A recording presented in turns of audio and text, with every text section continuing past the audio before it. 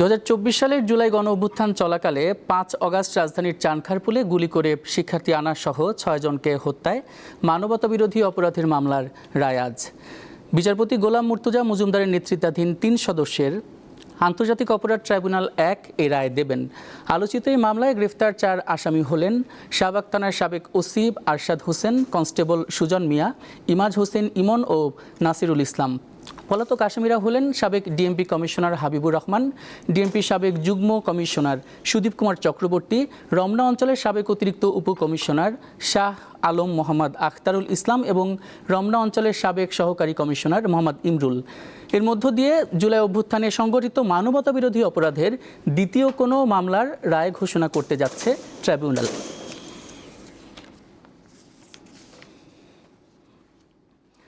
এ বিষয়ে বিস্তারিত জানাতে আমাদের সঙ্গে যুক্ত হচ্ছেন সহকর্মী মাহিদুর রহমান। কথা বলবো তার সঙ্গে। মাহিদুর, গ্রেফতারে থাকা আসামিদের কি ট্রাইব্যুনালে আনা হয়েছে আর রায় পড়া শুরু হতে পারে কখন? আকিজ নিয়ে এলো বিশ্বমানের বেবি ডায়াপার মাম্মাম। কটনে সফট ম্যাটেরিয়াল, বাবুকে দেবে র্যাশ ফ্রি সুপার কমফর্ট।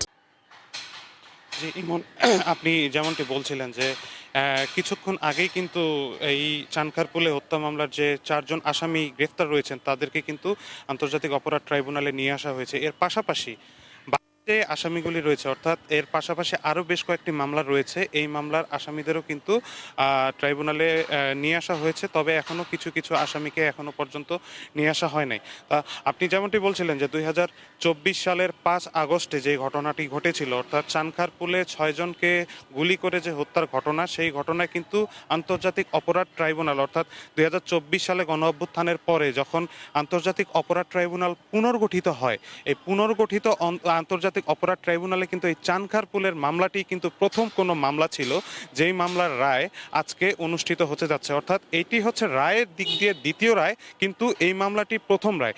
আরেকটি গুরুত্বপূর্ণ তথ্য আপনাকে দিয়ে রাখি যে এটি প্রথম কোনো রায় যেই রায়টি পুলিশের বিরুদ্ধে হতে যাচ্ছে।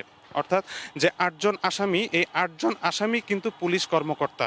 এই 8 জন আসামির বিরুদ্ধে যে গুরুতর অভিযোগগুলো রয়েছে তা হচ্ছে 6 জনকে সেদিন শিক্ষার্থী আনা সহ 6 জনকে গুলি করে হত্যা করা হয়েছে।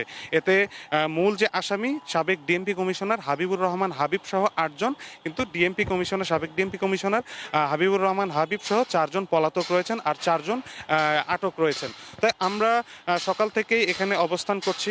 আমরা সকাল থেকে দেখেছি যে আজকে এই রায়কে ঘিরে নিরাপত্তা বেষ্টনীতে রয়েছে আন্তর্জাতিক অপরাধ ট্রাইব্যুনাল। আমরা বাইরে দাঁড়িয়ে থাকতে দেখেছি এই যে চানখারপুলে যে হত্যাকাণ্ডটি সংঘটিত হয়েছে তা সেখানে যারা নিহত হয়েছে, নিহত আহতের পরিবারের সদস্যরা কিন্তু বাইরে দাঁড়িয়ে রয়েছে। আমরা তাদের সাথে কথা বলেছি, তারা আমাদেরকে জানিয়েছে যে তারা একটি সুষ্ঠু বিচারের প্রত্যাশা করছেন, তারা আসামিদের সর্বোচ্চ শাস্তির দাবি জানিয়েছেন। আমি আরেকটি গুরুত্বপূর্ণ তথ্য আপনাকে জানিয়ে রাখি যে এই মামলা কিন্তু দীর্ঘ 6 মাস ধরে তদন্ত চলেছে এবং এই 6 মাস পরে আরও 6 মাস ধরে বিচারিক কার্যক্রম চলেছে। অর্থাৎ যেদিন ঘটনা ঘটে সেই ঘটনার 1 বছর 5 মাস 16 দিন পরে আজকে কিন্তু এই মামলার রায়ের দিকে যাচ্ছে। তবে এই ট্রাইব্যুনালের পূর্ব নির্ধারিত সময় অনুযায়ী 11টা থেকে 11:15টার মধ্যে এই ট্রাইব্যুনাল বসার কথা রয়েছে। তবে কি নির্দেশনা আসে ট্রাইব্যুনাল থেকে, কি রায় আসে, সেটি আমি পরবর্তীতে আপনাকে জানিয়ে দিব। ইমন, তো এই ছিল এই মুহূর্তে আমার কাছে আন্তর্জাতিক অপরাধ ট্রাইব্যুনাল থেকে সর্বশেষ তথ্য। জি মাহিদুর, পরবর্তীতে আপনার সঙ্গে আবারও যুক্ত হব। আন্তর্জাতিক অপরাধ ট্রাইব্যুনাল থেকে যুক্ত ছিলেন সহকর্মী মাহিদুর রহমান।